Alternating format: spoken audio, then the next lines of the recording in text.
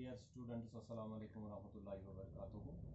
आज 16 तारीख है और हमारा जो टॉपिक चल रहा है वो है क्वेश्चंस ऑफ जुलियस सीजर। इसका क्वेश्चन नंबर 5 है, why was Brutus has been called the noblest Roman of them all. तो इसका आंसर है, while all the other conspirators killed Caesar because they were jealous of his growing power, Brutus did so only because of his love for Rome and its people. He was the only one who had honest thoughts for the welfare of the people. That is why he is called the noblest Roman of them all.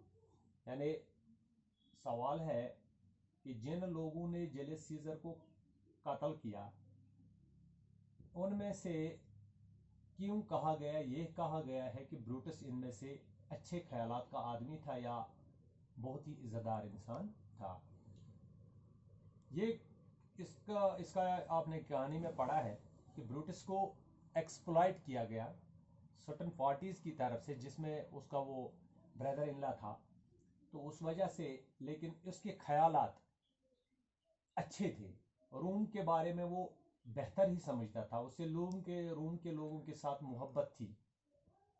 While all the conspirators killed Caesar, जिन लोगों ने scissor को कत्ल किया उन्होंने इसे jealousy में कत्ल किया, क्योंकि उनको ये लग रहा था कि जो जेलस सीजर है इसका पावर जो है वो दिन ब दिन बढ़ता जा रहा है और वो मशहूर हो रहा है लोगों में, तो जेलसी की वजह से उन्होंने इसे कत्ल किया।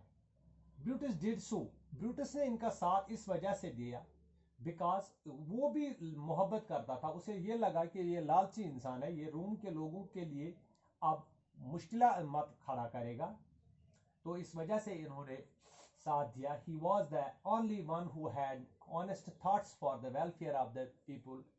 वो इन लोगों में से अकेला इंसान ऐसा था जो जुलियस सीजर का काफी करीबी दोस्त था, जिसको रोम के लोगों की परवाह थी। सो दैट इज वाई, इसी वजह से उसके मरने के बाद उसे एजाज के साथ उन्होंने दफन किया। तो इसके बाद ये लास्ट क्वेश्चन था, तो इसके बाद लैंग्वेज वर्क शुरू होती है, मैच द फॉलोइंग। जो आप किताब खोलेंगे तो वहां पे आपको ये लगेगा, ये 5 है, ये भाई काफी इंपॉर्टेंट है, इसको याद रखिएगा। वर्क, कॉलम ए है वर्क, वाइड, वेल, ग्रेट, विटली।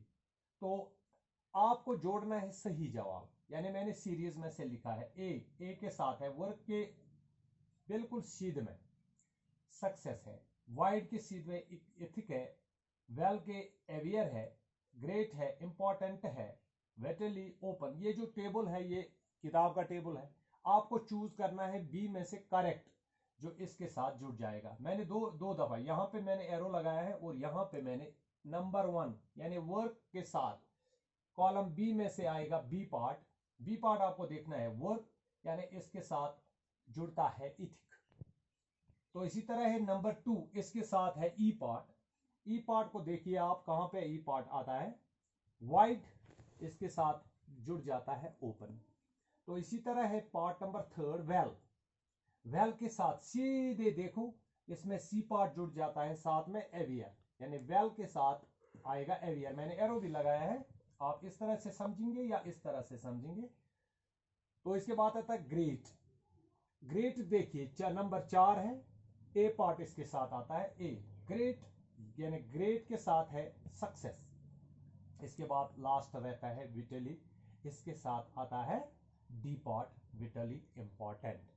तो इसके साथ ही ये 2 क्वेश्चंस हैं, एक घर बैठ के कॉपी पे नोट कर ले और याद कर लीजिएगा, ताकि ये एग्जाम में आपकी मदद कर सके। हो सकता है इसमें से कुछ ना कुछ आपको ऑब्जेक्टिव्स में एग्जाम में आ जाए, तो इसलिए मेहरबानी करके इन्हें याद कर लीजिएगा।